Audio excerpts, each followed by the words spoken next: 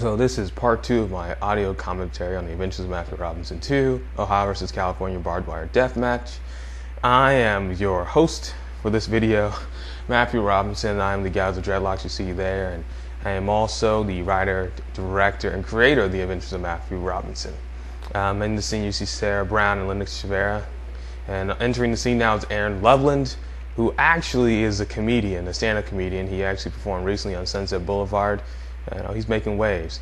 Now this was a joke that we did. We filmed it on Santa Monica College campus, and it was supposed to draw parallels between my hometown of Cincinnati. Well, not really my hometown, but the town I spent a good deal of my life in my adolescence in, all my adolescence in Cincinnati, Ohio. Before that was DC, and the difference between really the Los Angeles area and the Midwest. And I'm talking about variety, and I'm bringing up a lot of names. Actually, it was kind of a plug of Reel's channel back when they still ran dailies. I talked about Sam Rubin, Naebi Reynoso, and I also name dropped a couple other celebrities. Megan Fox is mentioned. Some MMA fighters are mentioned as well. Just ridiculous plot lines. I thought it was funny, like the Pac-Man reference. Actually, they did sell Pac-Man script for an obscene amount of money. So some of it's slightly based off of real news stories. And this was mostly improv. I just said I had a script for my character, and for everyone else I just said, hey, just react the same way you want to do. And Aaron just starts this thing of saying, that's awesome. And it really works. It just works well. Now we go to a flashback, and this flashback was filmed in Ohio, and it's all my friends and what they do for fun, and it's just draw a parallel between me talking about celebrities and the Hollywood industry, and then we go back to Cincinnati and we're playing Risk, the board game, and both are fine. Both activities are really fun to do. Risk takes a long time to play, but it's a great thing to do.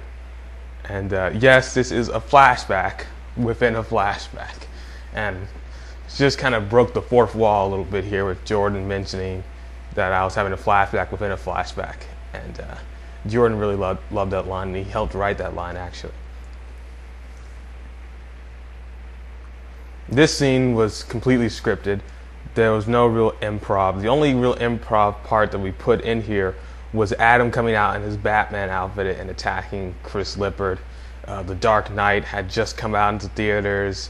Adam loved Batman.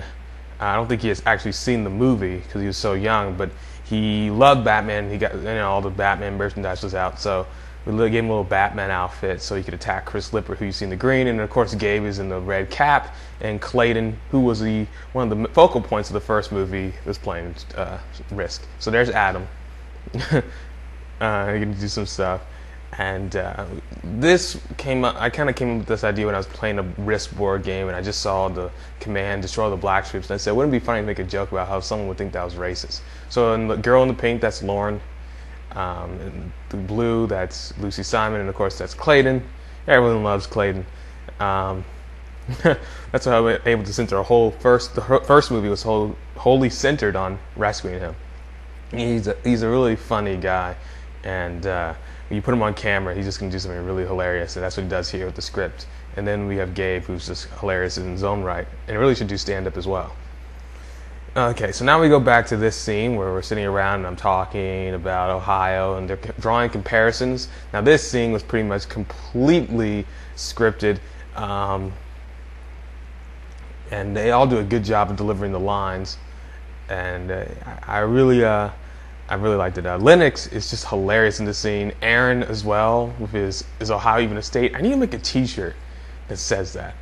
Maybe have his picture on there and just ask, like, is Ohio even a state? I should do that. I should really do that and put it like on my Zazzle website. Anyway, shameless little plug here. If you want to buy my merchandise, you can check it at zazzle.com/iComeAfter1. It's a pretty cool thing. But yes, we're just basically, this is what everyone's, Sarah's confused, doesn't really know anything. She's a very liberal person in some ways, so I thought it'd be very interesting. She asked, if Ohio was a liberal or conservative state, which is ironic because at this time, they had voted for George Bush. Obama and McCain were faint words in the distance, and I honestly did not think that Ohio was going to vote for Obama, so it was kind of surprising to me. So that's why I put that joke in. And also another joke that a lot of people quote who've seen the movie from Aaron Loveland is when he says the state of Italy is shaped like a boot, and people just love that line. And I think it's a good line, but people really love that line. That's another line that I should get a T-shirt made of, because Aaron just delivers it so perfectly well. Really, really works. And this is where Sarah's talking about a kidney-shaped state, pancreas-shaped state. That actually was improv. I did not have that written in. She kind of took it to a whole extra mile. And there's Aaron, saying the state of Italy is shaped like a boot. Great line, just great line. But this is one of the last scenes you'll see that actually takes place in Santa Monica for a little bit. After this, we're going to go to another scene that takes place in Ohio. But this is the last scene featuring Sarah Brown, and there she goes off into the distance. And now we go to Ohio. Now this scene actually is pretty funny. Not funny. It's pretty funny because I actually was forced to cut out some of this scene by my parents, who kind of worked as my censors, my editors. They did it in the first movie, and they did it here. In the first movie, I had to take out the word, one word. It wasn't a cuss word, but it was a kind of vulgar word. I had to take out a couple pubic hair shaving jokes. But this movie, what my mother actually didn't like about it was the fact that Taylor was wearing short shorts, which I did not tell her to wear. She just wanted to wear them, and she had a big problem with that. Now, the girl you see here, that is Kennedy Russo. She is also my cousin, and of course that's Lauren Cameron, Taylor, and Jonah. And Jonah actually is probably one of the better actors, like pure actors. Everyone else, is kind of funny. They're, it's kind of, they're doing an okay job with the material presented to them. But Joey actually is a good actor. Like, Joey could be a good stage actor. He just brings an energy to a scene, and he's really good with taking a line that extra mile that you need to take it in comedy, and just makes it so over the top, or makes it so believable in its own idiocracy that it just works. Taylor always has that kind of dry, sarcastic humor. She's been in my Chest by Mail video, and that was great. But this is the last time we see Kennedy. She actually was literally leaving back home to Atlanta, and so that was the last we ever saw of her.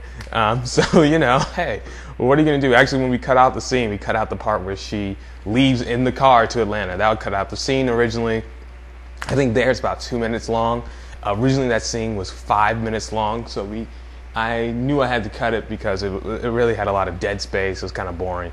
This scene kind of bothers me as well because the main reason it bothers me is because of the sound problems we had. We didn't have a tripod. My tripod had broken at this point, and I was trying to repair it, but in the meantime, I had to prop this up actually on a trash can. And so me and Clayton were having this conversation, and it's hard to listen to. Now, this is K.O. Johnston. And seriously, look out for her name in the future. This girl is the truth. She's from England, incredible screenwriter. It would just frustrate me in my screenwriting class every time I had to go. It was almost like a competition. I just wanted to have a better script than her. And I really never did. I think I may have had a better treatment than she did one time, but that's really about it. She was just beyond good. She was like the Tiger Woods of our screenwriting class. And here you get to really see some of her voice acting talent. She's a pretty good voice actor. I discovered that she was a pretty good voice actor because we had to read out the lines of scripts, and she could do different voices and character voices and accents very well, just in a very believable way. And so I asked her, one day, even though she was a little camera shy, to do a video where she spoke in different accents, and then she said okay, and she actually did it. Our screenwriting professor actually came by when we were doing this, but it was a very interesting time. And right here we have her go a little quote-unquote sister soul on somebody, and we had to shoot this 3 times because it kept laughing. And I just loved the part where she takes off her earring, and Lennox he doesn't even sell it really, but it's just perfect. He's like, oh, my glasses, and I just crack up every time I see that. So yeah, that's a little comparison, a little fun thing I got to do. And KO will be appearing later in the movie. KO Johnson is her pen name, by the way. So that's it for part 2. Part 3 will be coming soon. Remember to rate, comment, subscribe. Until next time, it's on the hair.